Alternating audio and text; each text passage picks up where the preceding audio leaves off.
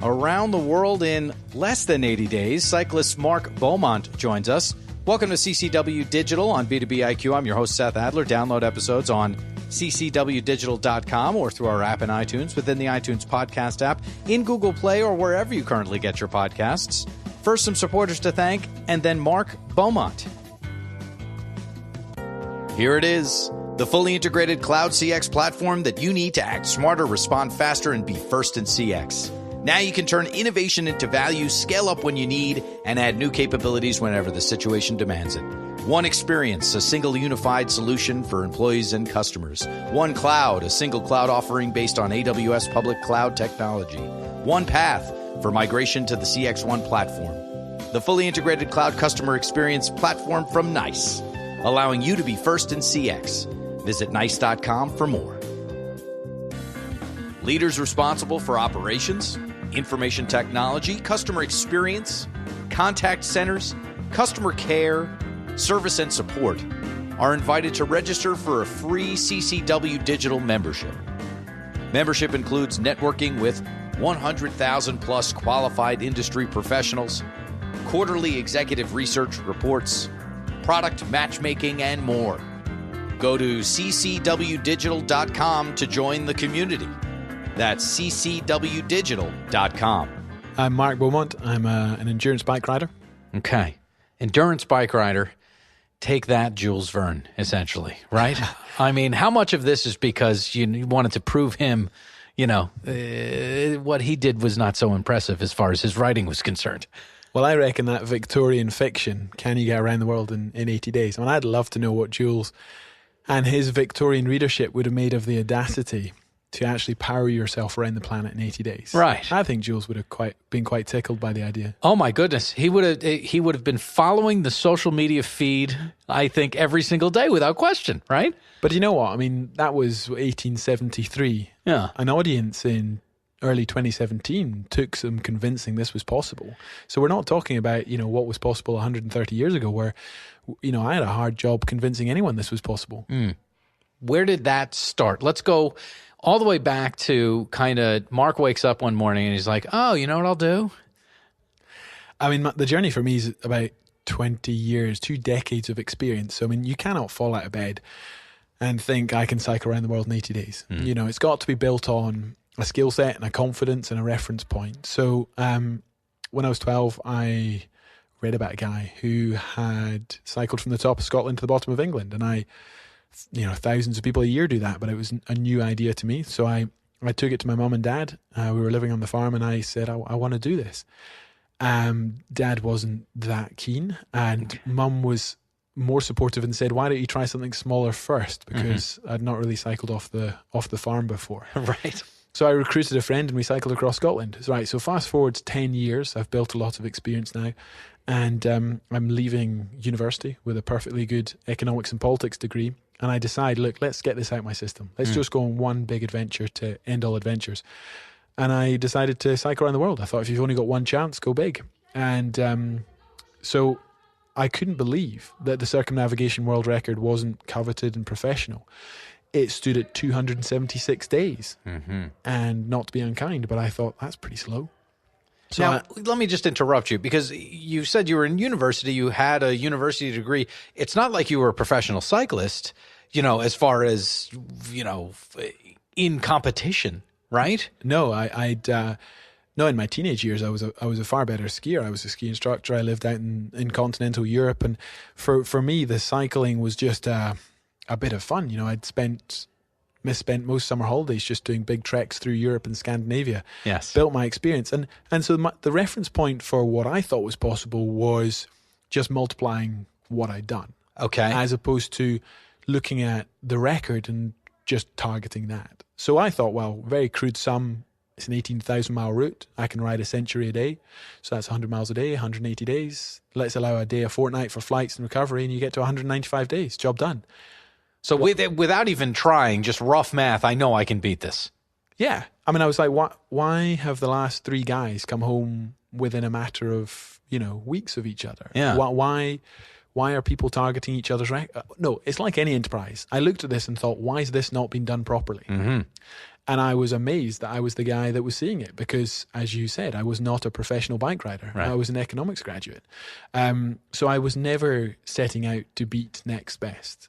For me, it was always, right, there's an opportunity here. There's an event which should be the ultimate. It should be the ultimate endurance race that exists on a bike. It should be up there as coveted as the Around the World Sailing record. And yet nobody knows about it. Nobody's talking about it.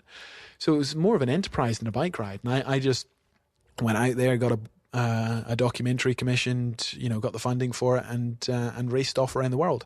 And that flippant sentence doesn't really describe what half a year on the road is like. You're on your own, 22, 23 years old. I was skirting the Helmand province of, on the Pakistan-Afghan border. I was sleeping under the road in Iran. I was 3,000 miles into a headwind Australia. I had a single day in Louisiana where I was mugged and hit by a car. So I mean, these are but that happens to everybody. Don't worry about that. Yeah. That's actually the Louisiana experience we're going for. So the highs and the lows of half a year on the road and that raw adventure. I mean, you'll never replicate that first time you take on a big, business enterprise or journey or sporting event. It's just the raw emotions of just committing to something so far out of your life's experience. And I came home in 194 days and 17 hours. So I, felt euphoric. I'd smashed the record by well over 2 months, but I also scratched my head and went, my goodness, I've come home within 8 hours of what I said I would. And it sort of got me fascinated from day one in this idea that you never do better than what you set out to do. So you better have a good plan. When was that epiphany? Let's just make sure we key into that, right? Because that's essentially what the whole thing that we're talking about was, that I hit my mark. Wait a second, my mark. It could be so much different than this. Where was that epiphany? It wasn't during the event. I was too emotionally involved in the journey. Okay. It was when I came to write the book. When I was writing about my cycle around the world, I was reliving all these parts, all these highs and these lows where, you think, wow, that's going to have a massive impact on the success of this project. But you know what? The long-term average just took care of itself. For as much good luck as I had, I must have had bad luck. And as long as you control what you can affect and just average out the rest on these big missions, I think the romantic notion of sport, but the romantic notion of business as well is you red-blooded, enthusiasm on the journey. You just figure out what's possible. You go out there and you fight the good fight and you figure out what you're made of. I think the reality is a bit more boring than that, but maybe it's a bit more reassuring than that. It's knowing, especially as the projects that I've done have become more complicated, more expensive, bigger teams involved. For one guy, it might be as simple as that. Just, let's figure out what we're made of.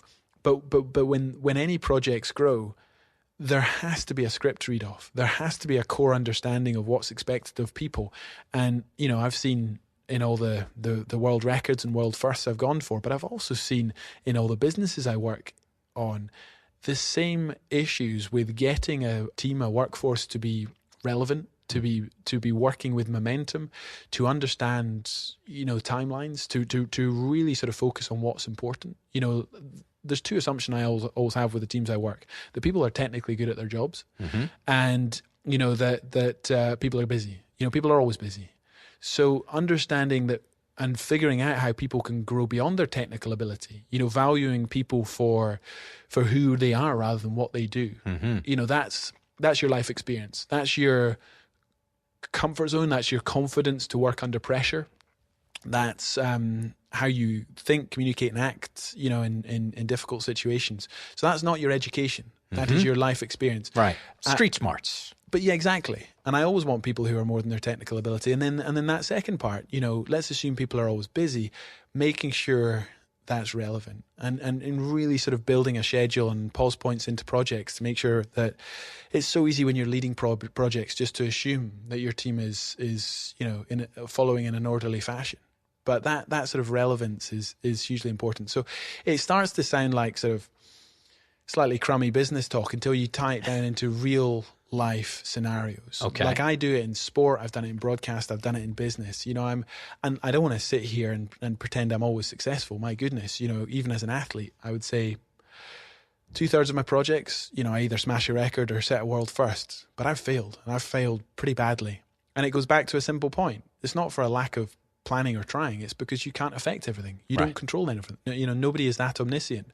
So I think as soon as you understand that as a leader and understand the limitation of your capacity and skill set, that gives you a huge freedom of time and a huge confidence in the teams that you build around you. Build the team, spend time on doing that, as opposed to micromanaging that very team that you've built. Yeah, 100%. I'm a huge believer in that. I mean, what I always do with my projects is I build a team, I test the team, I get rid of those in the team who aren't working. I used to think I'm an all-round nice guy, and I just simply hope my moral compass is in the right place. And proof of the pudding, my core team have stuck with me for a long time. Right. But I'm always very keen to really understand people. In the interview process, you can't fully get to the depths of how people work under pressure. Mm-hmm. So there's always, before that period of performance, there's always a trial. There's always something in real time to figure out how people are under pressure. Give us an example of that. What do you mean? So I've sat with this person in the interview. They seem okay. Where's this test thing that you're talking about? So my most recent project, around the world in 80 days. Right. Trying to pedal around the planet in less than 80 days. This time April 2017. The moment I went live with the project, told the world about it, hit the media, I set out on a 3,000-mile training ride around the coastline of Britain, mm-hmm. England, Wales and Scotland, from London to London. And the purpose of that was 2 weeks. Yes, it was a publicity stunt. Yes, it was about creating earned media value from day one, rather than launching something that's going to happen in the future. But it was also about properly and thoroughly testing all the processes and the plan that we had and the people. And not everyone survived that process. So I ended up... Let me give you an example. And that was months and months before we actually set out to break the record. Sure. In 2012, I was trying to break the world record for rowing the Atlantic. So I was going from Morocco to Barbados. And I was in a 6-man team, triple scull. So 3 rowing at any one time, 2 hours on, 2 hours off for a month. Mm-hmm. So you're pulling your arms out for 12 hours a day and you never sleep for more than 90 minutes. So it's tough. And, you take these technically very good rowers, these top flight river rowers, but psychologically and in terms of their comfort zone and life experience, they've never been, literally 5 weeks without seeing dry land. Tested this way. Yeah. So when we capsized on day 28, we spent 14 hours trying to be rescued. And to cut that story short, the first 6 hours was getting the life raft out, tethering ourselves on a 50-meter line between the upturned vessel and the life raft so that the riggers wouldn't puncture our life raft. We were in pretty rough seas, right off the equator. And then leaving that life raft, swimming, diving underneath, reopening the hatch doors, swimming into that flooded space and salvaging EPIRB, sat phone, flares, VHF radios, all the stuff that we needed to be found. Mm-hmm. Otherwise, we were just, Forget it. So if you were to interview any of the 6 of us and you were to say, tell me about a time that you were, you had a bad day at the office. Tell me about a time where, you really faced jeopardy and had to, all 6 would tell you a very interesting story. Yeah. You would be very impressed. Yeah. That doesn't for a moment talk about what people actually did in the situation. That for me is success by association. You survived, you've got an epic tale. And, so often in the past, I would really ask people about the successes they'd had. But especially as teams get bigger, organizations get bigger, that ability to have success by association is greater and greater. Mm-hmm. Actually understanding what people did, how people are under pressure, that accountability, that ability to continue to do what you have been trained to do technically, in stressful environments, and understanding that type 2 fun, the stuff that breaks you in the moment, defines the success of the whole project. Mark, I'd be remiss if I didn't ask you what you did in that moment. Well, myself and one of the other guys got back into the water, did the swims, did the dives. 4 of the guys didn't leave the life raft. And, let me tell you, when you dive back underneath that boat, you're opening your eyes in salt water. It's a dark, flooded space. You're trying to keep your lungs full of air, not water. You reopen the hatch door, and I, grappled for anything I could in there. It's a pretty desperate moment. I put my hands on the first thing I could find, and I swam for the surface. I've never been in that situation, obviously, and you train for these things. But the reality, you know, my goodness, nothing really prepares you for. And I pulled my hand to the surface, and that first time under the boat, I surfaced holding the fire extinguisher. Aha. At which point, Matt, the other guy who swam with me, said, "Right," he sort of laughed and said, "Mark, you're gonna have to dive again." And you know, we found some dark humor in that ridiculous moment, and Right. and cracked on. Now, the next time I went under, I salvaged an axe, and then we tried to Closer, right? closer.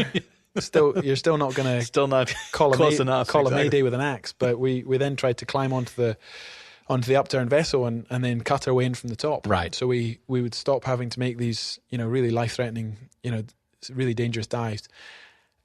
So on it went. But you know, you reverse engineer a situation like that, and you think, well, if we hadn't done what we'd done, if we hadn't got into the water and immediately started to do what was necessary, would have other people stepped up?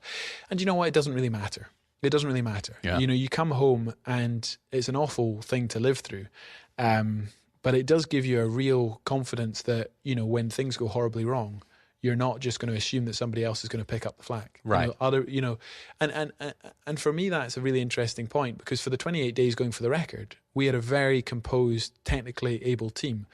The only difference between those that could and those that couldn't in that situation was their life experience, relevant experience, understanding what it was to be in a corner. Mm-hmm. Now, in business, I very much hope people don't capsize 500 miles offshore. Sure. You know, this is a metaphor. Right. But Certainly. it's pretty powerful, because, you know, how many times, especially when you get in bigger and bigger teams, can you sort of lose the detail of what people are actually doing and capable of, and certainly that performance under pressure.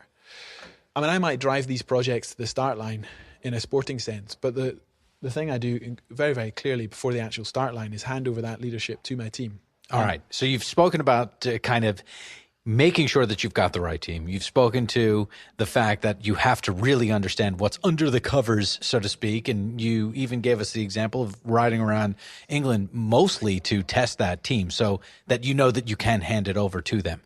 Let's get back to the project at hand here. You had done 196 and a bit. Yeah.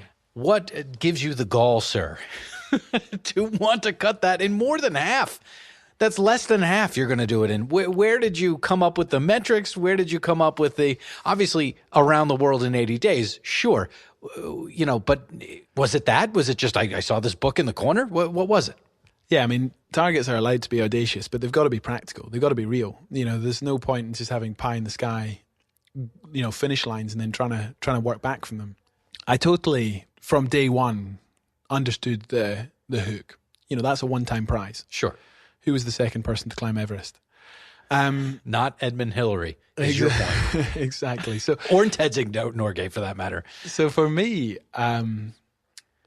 you know, back in 2007, 2008, the first time I cycled around the world, I felt like I left it all out there. Yeah. And then I very quickly figured out that, you know, that was just my target, and other people accepted that as possible, smashed it. And I watched with admiration and as awe as people took my milestone and bettered it by huge chunks. Now there are certain differences. I mean, it's gone from an unsupported record to a fully supported record. So obviously, Wildman style a decade ago, you're trying to figure out where you're going to sleep every night, where's your next meal, you know, water rationing and the rest of it. Right. Whereas having a full performance team, this is Tour de France style. This is absolutely, you know, racing pit changes. You know, every second of the day is accounted for, and my job is far more narrow. You know, I'm just the guy on the bike. I just race. I don't need to think about anything else. My 9,000 calories of food, my sleep, my, you know, the mechanical, you know, side on the bike, the route setting, all that's taken care of. You know, I just turn the pedals. But, you know, so a decade ago I was alone. I had my mum back in Scotland, you know, with a laptop, booking flights and trying to keep me focused. And then this time I had a team of 40. Right. You know, I had between 6 and 8 on the road any one time. I had a media team based in Cape Town. I had logistics team based in England and Edinburgh up here in Scotland. So this was a far more complicated beast. But to go back to your question, the idea, about 3 years ago, I committed to coming back to the world. You know, I felt it was unfinished business. I knew that I was a much stronger bike rider. I had the technical ability to go quicker. The record stood at 123 days, which was held by a Kiwi, an Olympian, phenomenal athlete. But I wasn't interested in breaking his record. As always, I wanted to sit down with my team and figure out what was possible. That original plan was sub 100 days. That seemed audacious enough. And then as we did a lot of testing and trialing and really figured out, I started to, hypothesize about the 80 days. Is this possible? It felt like a real stretch. But as a paper exercise, it worked. When you sat down and you thought, hour on hour, what do I need to do? Right, I need about 5 hours sleep minimum. So to get around the world in 80 days, that's 75 days riding, 3 days flights, 2 days contingency. Break that down. 75 days, that's going to be 240 miles a day, so about 380 odd kilometers. You need to average about 25 kilometers an hour, average, about 15, 16 miles an hour. So in a hour by hour, day by day metric, it's totally possible. Mm-hmm. It's just once you stand back and consider the world, the 16 countries, the 4 continents, the flights, the logistics, the bureaucracy, the craziness of it. 240 miles is not your best day where you start fresh and you nail it. 240 miles is your average day. Right. And you have to do that every single day for 2.5 months. And even though, as I say, as a paper exercise, it worked, and I got pretty fascinated by that, when I started taking this to the market, I started trying to get broadcasters and sponsors and even recruiting the team, there was those who blindly bought into my track record. There was those that just sort of said, yes, Mark, if you say you can do it, you can do it. Okay. But those who really considered it and those that were going to write the big checks, were the ones that said, hang on a second. We get this as a theory, but the reality. And that's when we had questions like, well, yeah, we could sponsor you, we could finance this, but we'd much prefer if you went out there day one and said you're going to break the record. Mm-hmm. And then if you really can do this, surprise everyone by going sub 80. But why risk, why risk your reputation, subtext our reputation, by claiming the 80 days before you started? Because what they were saying was if I came home in 81 days, I'd have failed. Right. So what was your reaction to these questions? You never do better than what you set out to do. And there's also huge earned media value in taking people along on the journey. This is not about doing something and then creating some tail end legacy. Right. This is about having the confidence to go out day one, exciting people, genuinely exciting people, getting people to buy into the belief, or if they don't buy into the belief, at least following the journey. Yeah. Have a hook, have a reason, have it thought through, have a plan, and create earned media value, through the success or failure of what you do. If we came home in 81 days or 91 days or 101 days, I needed to know that my team we're going to know that they'd left it all out there. Mm-hmm. But my point is, if you go out there with a view that you're going to break a 123-day record, when it's really gritty, when it's really tough, when you're waking up at 4 a.m, 3:30 a.m. on the bike at 4, and it's a storm, you've been out there for a month and a half, that's not a time to get clever. That's not a time to look at each other and go, how hard are we going to try today? Oh, we're a month up on the record. Oh, so we're a month up on the record. That means we can just, let's just get an extra, let's wait for this storm to pass. Knowing that your success every day is defined by the things that you can control. 16 hours on the bike, 9,000 calories, hydration levels, sleep, recovery, what the team do, their nuts and the bolts. And knowing that your consistent performance on the bad days defines the entire project. So that for me was really important, because if I knew that if I ever went out there and targeted the current world record, we would not get close to 80 days. Yeah. Too many minds and too many things to say, it's okay, we'll still break the record. Yeah. You're not setting the goal where the goal should be set. Yeah, so you need to have confidence with that. And I say the silver lining for me was knowing that even if we failed, in terms of we didn't do the 80 days, we would have created huge value in the project. So I was never concerned about, what it meant for the shareholders. Mm-hmm. I understand in a PR media sense that because this was a real plan, this wasn't just pie in the sky. And I had the credibility to, get people to buy into that, the value of the project and, making it worthwhile wasn't defined by the finish line success. When you set out on the starting line, keeping the finish line in mind, what percentage of your brain thought we're going to do this? How much doubt did you have? I've never thought about it in terms of percentage, but, you'd be a fool to claim certainty. I think the risk once you've done anything is that it sounds inevitable. We're only 6 months on from the finishing line, and people talk about this like it was the next big thing on the horizon. No, it wasn't. People thought it was crazy. Right. Things are only inevitable in retrospect. Sure. And when you're leading a project, when you're the one at the heart of an ambition, it's scary. It should really scare you. And you should see that expectation from a team around you who are buying into your belief. I've got 20 years of experience. I can only make these decisions not because I'm the world's best bike rider. I'm not. I'm not the best bike rider in Scotland. I just set different targets. So that confidence and that skill set and that life, journey that I've been on, other people have bought into.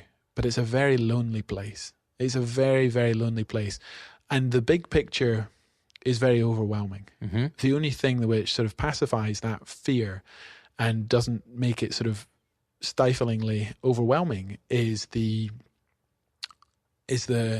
focusing back on the block program, the detail, mm-hmm. and understanding that in the nuts and the bolts sense, at any one moment in time, I can do what we've said we're going to do. I know I can do these things. On paper, this makes sense. Yeah. I just have to do it. So whenever people zoom out to the big picture and get overawed by the world, mm-hmm. the 18,000 miles and the complexity of the logistics and the team and everything else, I just focus back on what's my job. My job is incredibly simple. 4x4 hour blocks, average speeds, very, very simple things. 4 things: ride time, sleep pattern, hydration, and food. Those are 4 things. And if I can do them in any 1 hour or day. Mm-hmm. So as long as I do that sustainably, the big picture will take care of itself. But it's an absolute lie to look back. And it's interesting because at that point in time, I could see my team around me getting furiously busy with the detail. And you know what, another interesting part? So often with businesses, I see this as well, but in sport, a team leader will expect their entire team to get the entire trajectory of the project from day one. And I think if everyone was doing that, everyone would be the leader. That's entirely unrealistic. You recruit the best people. You find people who are have that life experience, and then you properly hand over the reins to them. And then at some point along that journey, that line, they will turn to you with a real sort of glint in their eye and say, "We're doing this." Mm. I remember I was riding out the Gobi Desert from Mongolia into China, and Alex, one of my mechanics, looked at me and said, "Mark, when we left Paris, I wanted this to work. I was, proud to be a part of the team, but I didn't. I just thought it was impossible. But we're going to do this." And this was like day 25. Right. And I looked at him and I said, "Yeah, of course we're going to do this." But for him, that was the moment that the penny dropped. Right. And, a couple of days into Australia, we smashed the 1 month record, about 7,200 miles in it. It didn't mean anything to me because I knew we would do that on course to the world. But for my team, again, a couple more pennies dropped. It was like, oh, wow, this is a big milestone en route to the world. And it was that first tangible rung on the ladder. It gave them, it's so easy when you're at the heart of a project to just assume that everyone's sort of falling into line behind you. But giving them those milestones, giving them that understanding that all their hard work and commitment is meaning something is huge. So it starts in France. Just take us through the line, if you would. Just draw the picture for us. The world. Yeah. Leg 1 is Paris to Beijing. Uh-huh. So that's leg 1. Yeah, that's leg 1. Paris to Beijing. So it takes you 28 days to get from Paris to Beijing. Right. So through Europe, which is quite exciting, new country every day pretty much. Latvia, Lithuania, Russia, Mongolia, China. Things slow down in Russia. It takes 17 days to get across the world's biggest country. Leg 2 is across Australia, up New Zealand. So that's leg 2. Leg 3 is 5,500 miles from Anchorage to Halifax. Mm-hmm. And leg 4 is that sprint finish, which is Lisbon through Madrid back to Paris. So just over 1,000 miles up through Europe to polish it off. And go back to the plan. 75 days riding, 3 days flights, 2 days contingency. For every one of those legs, so Paris to Beijing, you've got 12 hours of faff time is a technical word for you. Right. So you've got 12 hours to mess up. Right.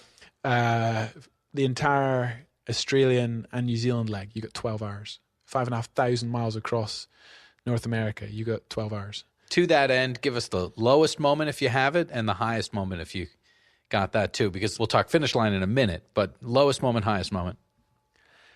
People always expect me to talk about the crashes or a moment where things are really derailed. You crashed at least twice, right? By my count. Yeah, I crashed 3 times. Okay. So, but the reality is when things go horribly wrong, when your project's derailed that badly, there's a fight or flight reaction from all of us. You know, there's the endorphins are flowing, it's scary, So day 9 I crashed. I fractured my radial head, which put a crack through my elbow. I broke a tooth, smashed my teeth. That was bad. Don't get me wrong, it was really bad. But where's the axe? Let me hack through this. Yeah. Is your reaction? Sounds like the severity of that sort of the project's entirely derailed is you have to react. Right. So the truth is, your hardest day is the opposite to that. The hardest day is 2 months in, coming through the Great Lakes, coming back up into the east coast of the US and Canada. And these are just the hardest miles. You've thought all your thoughts, you've played all your tricks, you're 2 months in and it just goes on. And you're at your lowest ebb, psychologically, physically, you're broken, and yet you've got to stay utterly consistent. Now, because there's not that severity, I think that's the point where a lot of people would crack, because there's just nothing left. Mm-hmm. You've got the most to lose because you've got 2 months of success to lose at that point. But people miss that, so often with these big projects, they think it's all about the excitement and what makes the headlines, but actually it's consistency in those hard days and hard weeks. 2 months in, 2 months in, I was pretty broken, and there was about a week, 10 days where I was massively reliant on my team to get me through. That's the hardest miles. You spoke of the team, and that's the down moment. I just want to stay here for a second because you talked about, we're here at CCW Europe. You gave the closing keynote. Thanks so much. We're in Glasgow, your home country, Scotland. You talked about pushing the team into the red and doing that tactically. Just take us through what your thought is there. So, in real terms on the road, we had a 16-hour day, 5-hour night recovery. We knew what sustainable looked like. It was brutal. It was really on the edge, but we knew that was sustainable. The only time we messed with the formula was when we were within 3-4 days of a transit point. So the end of leg 1, leg 2, leg 3 was the only time where we broke that plan, and we rode more, slept less, really pushed the team. I pushed myself. That was unsustainable. But because we knew what that stable state was, and we knew we were doing that for a finite time, 3 or 4 days, if we made that schedule, we would put hours in the bank. It would pay dividends. Once we'd taken the flight, we'd be ahead of the block program. But it was literally immediately worth it for us to put ourselves into the red right now. Yeah, and because we will then knowingly get brief recovery before we reset new target, Australia, let's go. Or North America, let's go. We've given ourselves a brief recovery there, a flight. Mm-hmm. Most people see recovery as flights as something which you need recovery from, but that was actually my longest sleep. I'm with you. I happen to travel a lot, so I totally understand what you're saying. This is downtime. I sleep well on a plane. But it's, again, I see it so often in the businesses I work with where there isn't that sense of knowing what sustainable is. And so it's just, the boss says, wow, let's have more and more and more and more and more and more, and without actually understanding for what periods of time you can expect what level from what people. Now, again, I'm not speaking from some sort of point of omniscience. I don't always get this right, my goodness, but I do try and be objective, and sort of understand how much you can expect of people, and to give people the understanding of what's expected of them. And if you do that properly, and don't undermine that, if you take the reins back, at any point, then you've undermined that sort of leadership and that accountability. So it's hugely important that people understand what's expected of them. And then if you're going for a period where you say, look, this is going to be tough, this is really going to take everyone to the next level. We're now going 20 hours a day, and we're only going to sleep for 3 hours. People will do that for you, on the understanding that it's for a certain goal, and then you're going to return to that steady state. But it's done knowingly. Highest point of the entire trip? I mean, my goodness, the finishing line was pretty special. All right, so then take us through the finish line. I was struck by the emotional makeup of the community that you spoke of, right? So, yeah. I mean, I'll get to the finish in 2 seconds. All right. I would say if I was to go back to one spot on the world, I would be riding through Mongolia, racing for the Chinese border. It's just an epic landscape. It's just beautiful. Or taking on New Zealand in less than 5 days in the middle of winter. I mean, those are just beautiful landscapes. But that graveyard shift from 4 till 8 in the morning, where you've got, ice on your jacket and everything's frozen, and frozen roads and big storms. I mean, that's gritty stuff. But I look back very fondly on that. Right. That's where you won, essentially, is with the ice on the jacket type of thing. Yeah, for sure. Right. Because, as I say, if that wasn't part of the plan, you would just say on that day, hey, we're ahead of the schedule. Let's just not do this. Right. Or let's protect ourselves. But the finish was, it's very, finishing in Paris like I have twice is iconic as a bike rider. I mean, it's where the Tour finishes. As a childhood dream to race up through France, and the final day was coming up through the Cognac region. Beautiful sunrise through misty fields, little sea roads, and then coming into the outskirts through Versailles and the Périphérique, and into the outskirts of full at that point. Then full media team, escort, jumping all the red lights, full red carpet treatment in the middle of Paris. Right. And more people were just joining me. Just this sense of community and excitement and anticipation for the finish. By the time I got there was quite a motley crew, quite an incredible peloton on the road around me. And then when I finally got up to the Arc de Triomphe, there was the world's press. There was my family, my wife and my 2 beautiful daughters, and sponsors, friends, family. All those people who had been a part of the journey, not just over the last 3 years for the 80 days, but, really over the last 12 years whilst I've been doing this professionally. And it was incredible. But when I say that, it was also entirely overwhelming. I'm not sure I've got the emotional intelligence to have lived it properly, because you're so utterly exhausted. Right. And you're so overawed by everyone else's reaction. When you come out of that performance bubble, you look around you and you realize in the next mile or two, we're done. 18,036 miles or whatever it was. And that sense of, today it ends, this hour it ends, we're about to finish. And I think I was sort of looking around me, and everyone else was living, I could see on their faces, everyone else was living the emotions I expected to live. Euphoria. Because I think everyone else had the perspective of the world. Everyone else looking onto the journey saw the world, whereas I saw it for the sum of its parts, and I saw it as 4 times 4 hour blocks a day, and this ridiculous schedule I'd been living for 2.5 months. And it's impossible to suddenly zoom out from that micro view to see the macro view. You don't have that ability just to switch. And I think my team would reflect the same. It's very hard to suddenly zoom out and see yourself. And it was wonderful. Of course it was. It was incredible. But I stood on that finishing line, and I think I looked shattered, but I looked pretty bamboozled, pretty sort of perplexed by everything. And then, the world's media ask you, the 4th question by an outstretched microphone was, so Mark, what are you going to do next? And I mean, GFY is what you might say to them next time, if you didn't say it that time.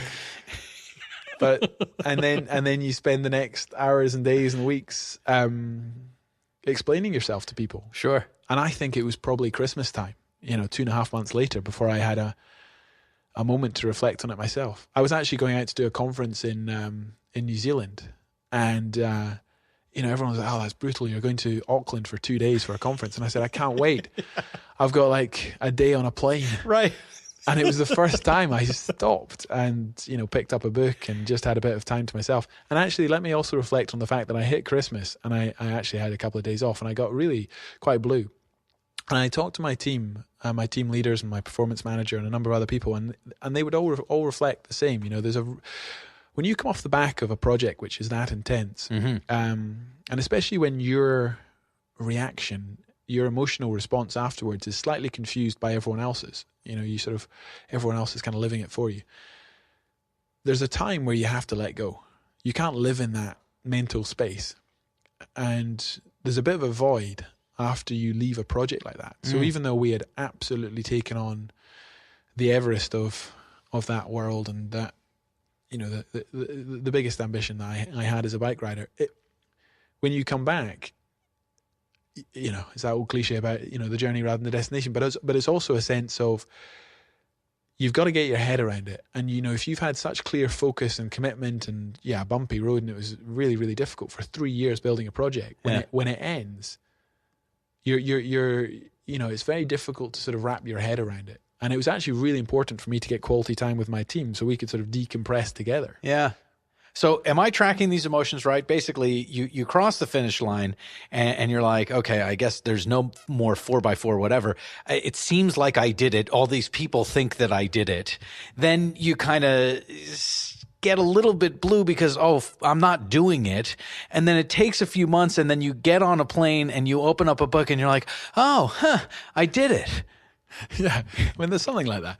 I got to New Zealand and I was horribly jet lagged, and I was like, why is this? I've been to New Zealand plenty of times, and then I realized the other times I'd cycled there. You don't get jet lag. Right, yeah. Yeah, it's just getting space. There was such a lot of personal and professional pressure. You know, there was the world of expectation on me, and, you know, I felt that acutely. That fear of failure is a massive driver. And when you finally do it, and you're slightly sort of rabbit in the headlights because of everyone else's overawed reaction to what you're doing, you kind of don't know what your own thoughts are. It sounds like, whether in the moment or in retrospect, literally the happiest you were was in New Zealand when it was impossible and you were doing it. I mean, I'm just kind of, from my perspective, hearing what you're saying.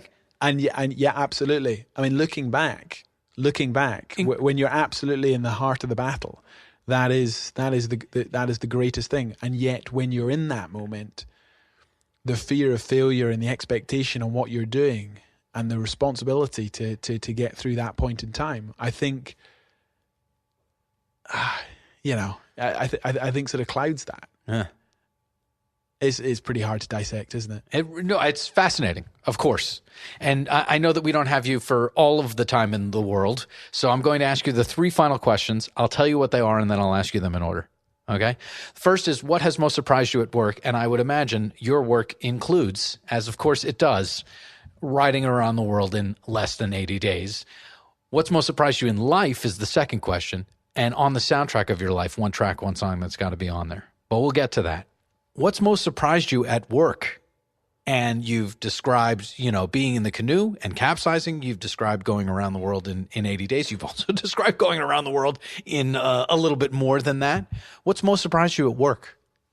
Yeah, it's a toughie. What's most surprised me at work is it's always people. It's always sort of understanding people's capability, the depth that people can go to, understanding why other people would care. Mm-hmm.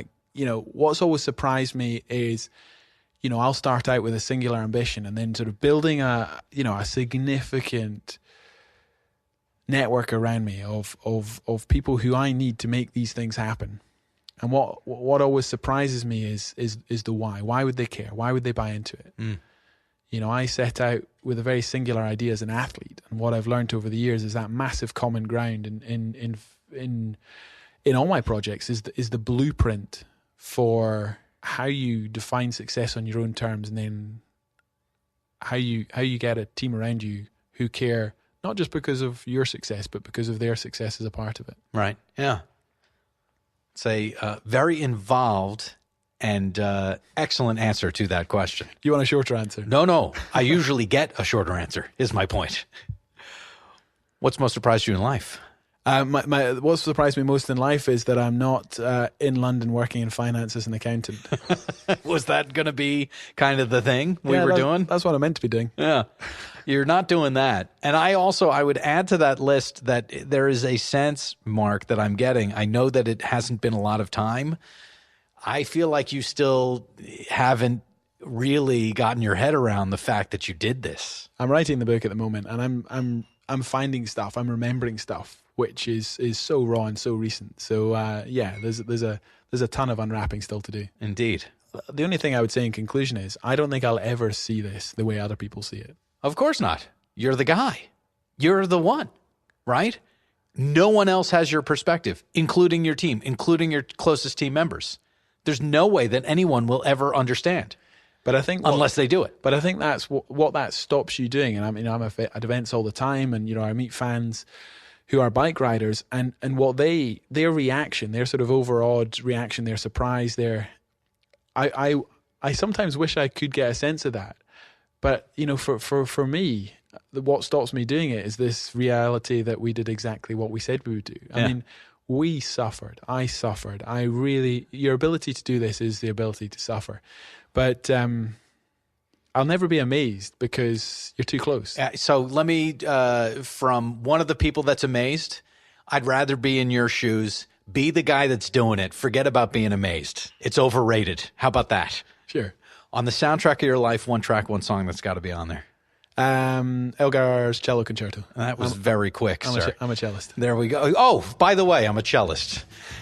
Mark, thank you so much. Really appreciate it. And I have enjoyed your journey. Hey, it's been great chatting. And there you have Mark Beaumont. And if you're not motivated, I don't know what's going to do it for you. So very much appreciate Mark and his time. Very much appreciate you and yours. Stay tuned.